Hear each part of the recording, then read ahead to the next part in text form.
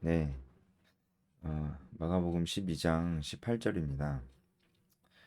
사두개인들이 등장합니다. 지금 바리새인들과 헤롯 땅, 헤롯 땅 사람들이 예수님을 책잡으려고 했다가 실패했죠.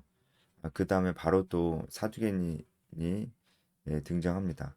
거의 바로 이어서 등장하는 것처럼 보이는데요. 어, 지금 사실 바리새파 그리고 헤롯 땅 사두개파 그 서로 다 각자 서로 이렇게 같이 뭔가 의기투합할 일이 없는 사람들입니다. 모르겠습니다. 뭐 사두개인들은 헤롯 땅이랑 좀 가까울 수도 있는데 완전히 뭐 별개였고요.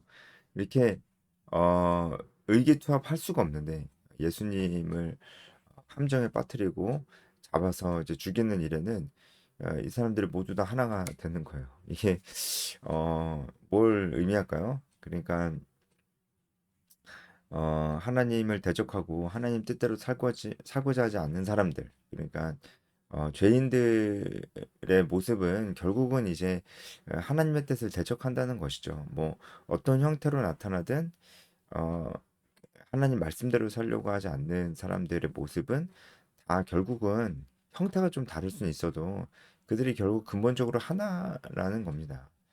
예.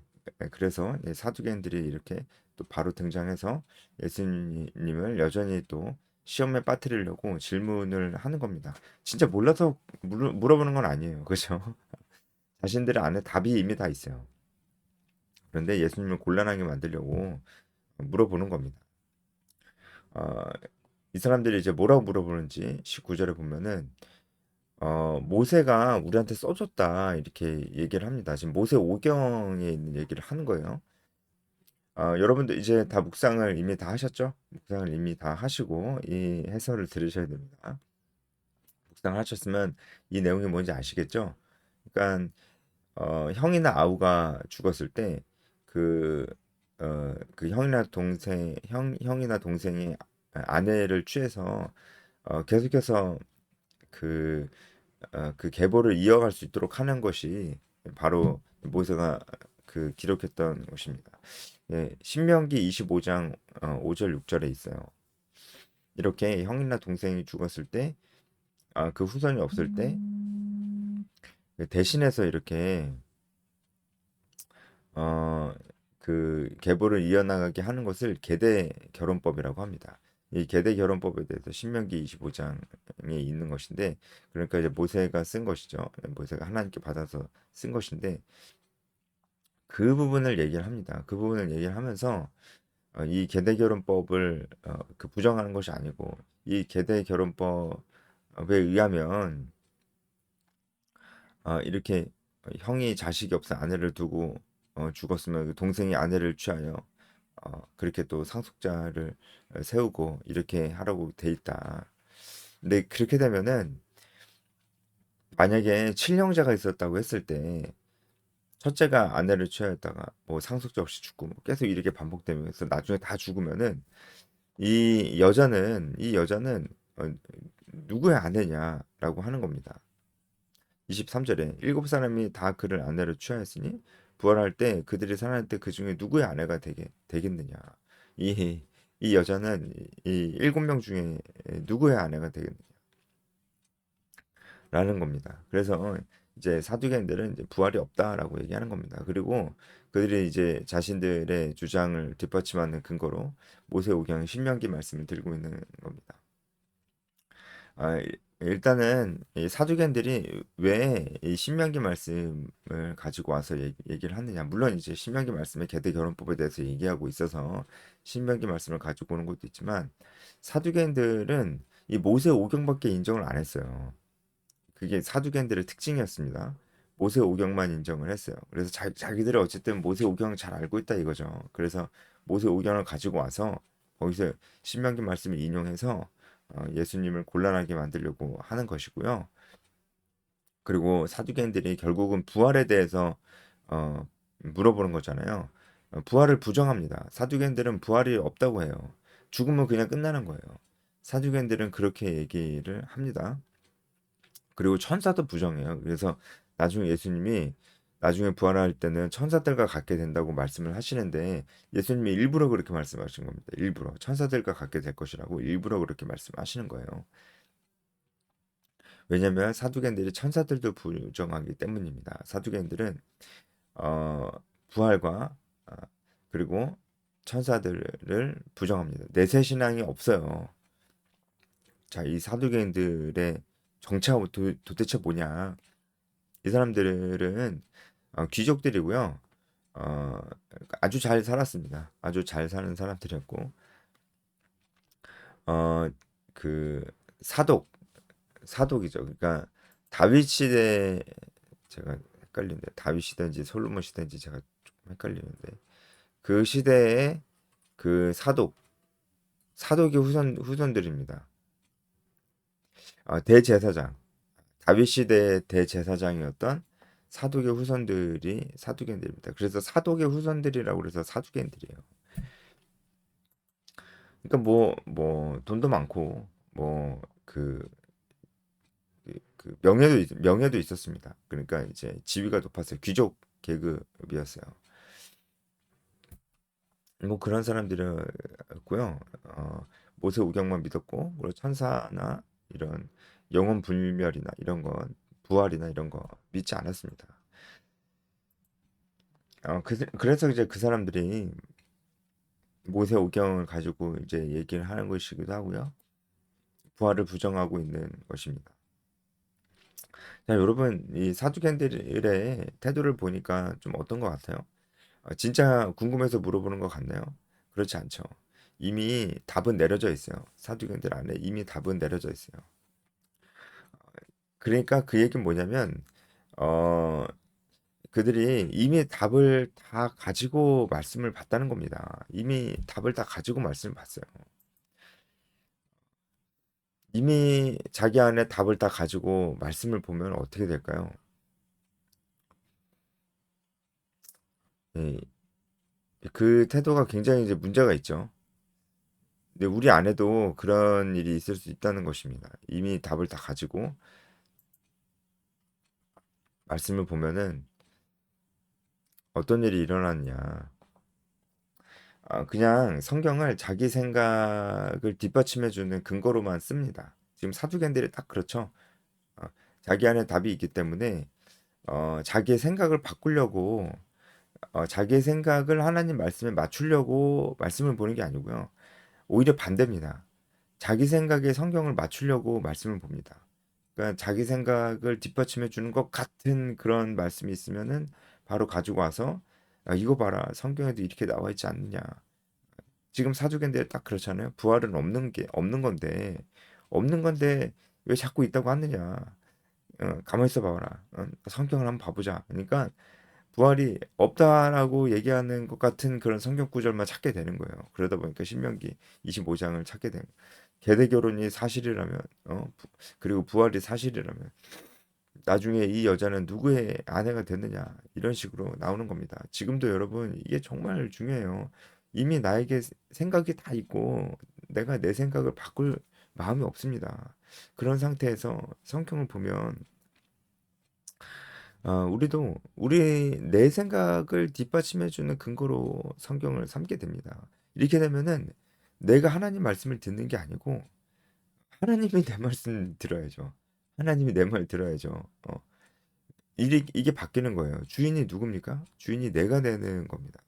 우리가 이런 일이 없어야 되는데 사실 이제 나이가 먹고 뭔가 경험과 지식들이 쌓이게 되면은 자꾸 우리는 내 생각이 되게 굳어지고 내 고집이 생기고 이제 나이 들면 다 그러잖아요. 그러면서 자꾸 사두개인들처럼 이렇게 된다니까요. 내 생각을 바꿀 마음이 없어요. 이게 맞지 이렇게 자꾸 생각을 한다니까요.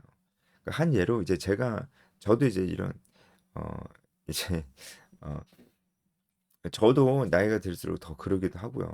저도 항상 그래서 겸손한 마음으로 겸손하다는 게 뭡니까? 겸손하다는 게 아유 전 아무것도 모릅니다. 이게 겸손한 게 아니고요. 내 생각이 틀릴 수도 있다고 생각을 하는 거예요. 특별히 하나님 말씀 앞에서는 언제나 내 생각이 틀릴 수도 있다고 생각하는 건 그리고 하나님 말씀을 진짜로 알려고 노력하는 거. 알려고 노력하는 게 하나님 말씀을 들으려고 노력한다는 거예요. 그게 같은 말이잖아요. 하나님 말씀을 알려고 노력하지 않는 거는 하나님 말씀을 들으려고 하지 않는 겁니다.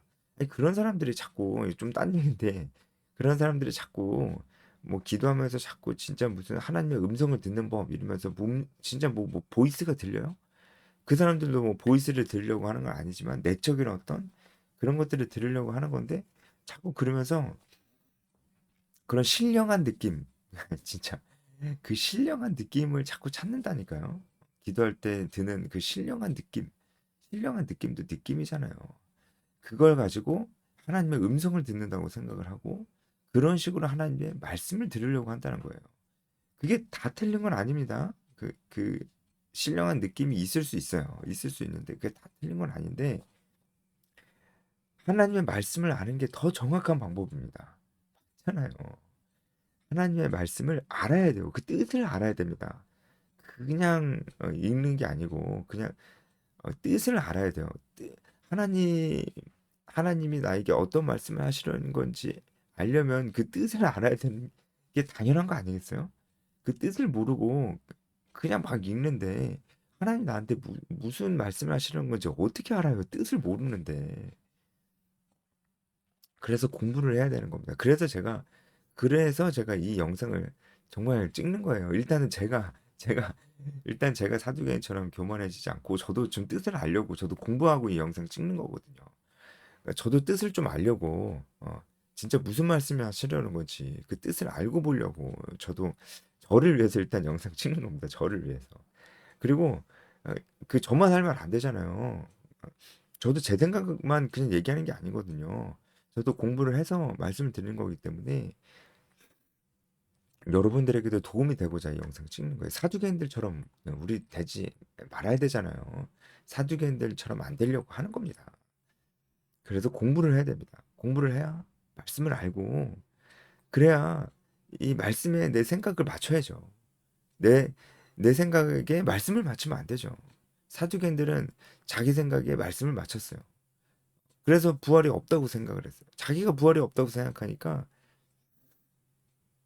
성경도 부활이 없다고 얘기하는 쪽으로 자꾸 보는 거예요. 근데 진짜 그렇습니까? 여러분 이들이 말하는 성경 구약 성경이죠. 예수님 시대에는 구약 성경밖에 없었으니까요. 구약 성경에 정말 부활에 대한 얘기가 없나요? 물론 신약만큼 부활에 대해서 명확하게 있지는 않습니다. 하지만 구약에도 부활에 대한 말씀이 분명히 있습니다. 뭐 여러 가지 있습니다. 욥기에도 있고 시편에도 있고 이사야에도 있고 호세아에도 있습니다. 근데 그 중에서 제가 이사야서 말씀을 한 말씀을 들어볼게요. 이사야서 26장 19절 말씀입니다. 제가 읽어보겠습니다. 주의 죽은 자들은 살아나고 그들의 시체들은 일어나리이다. 티끌에 누운 자들아 너희는 깨어 노래하라. 주의 이슬은 빛난 이슬이니 땅이 죽은 자들을 내놓으리로다. 여러분, 이 말씀은 부활에 대한 말씀이 아닙니까? 너무나 부활에 대한 말씀 맞잖아요. 그렇잖아요. 어, 죽은 자들 살아나고 이렇게 얘기를 하잖아요. 시체들이 일어날 거라고 하잖아요. 그리고 어, 이 표현은 이 종말론적인 이 표현은 요한계시록이나 복음서에 예수님께서 대해서 이 마지막 심판 때 어떤 일이 일어나는지에 대해서 기록해 놓은 것과 정말 참 잘 맞습니다. 예, 바울 서신에도 기록되어 있고요. 신약에서 묘사하고 있는 그 마지막 때의 모습과 너무나 같습니다. 예, 이사야서 26장 19절의 말씀은요. 정말 하나님께서 말씀을 하신 것이죠. 그러면은 구약에도 이 부활에 대한 말씀이 있어요. 시편에도 있고요. 호세아서에도 있습니다. 분명히 있어요. 그런데 이 사두개인들이 아, 분명히 성경에 있는데 이걸 모르는 겁니다. 모세오경만 알고 있었으니까요. 모세오경만 진짜라고 했으니까요. 그것도 진짜 잘못된 건데 일단은 그러면은 뭐 양보해서 이 모세오경에는 부활이 없었으니까 그러면은 사두개인들이 이렇게 오해할 수도 있지 않았느냐. 이게 그렇지가 않아요. 그렇지 않다는 거를 누가 말씀해 주시냐면 예수님이 말씀해 주십니다. 예수님이. 예수님이 이렇게 얘기하시잖아요. 24절에 너희들이 성경도 모르고 하나님의 능력도 모르니까 지금 그런 소리 하는 거다. 이렇게 얘기를 하는 거. 이게 정확합니다. 일단은 모세 오경만 성경이 아닌데 이들이 성경을 모르는 거죠. 모르니까 이런 얘기를 하는 거죠. 그리고 하나님의 능력도 알지 못한다. 이거는 사두개인들이 하나님이 죽은 자를 살리신다고 생각을 안 했어요.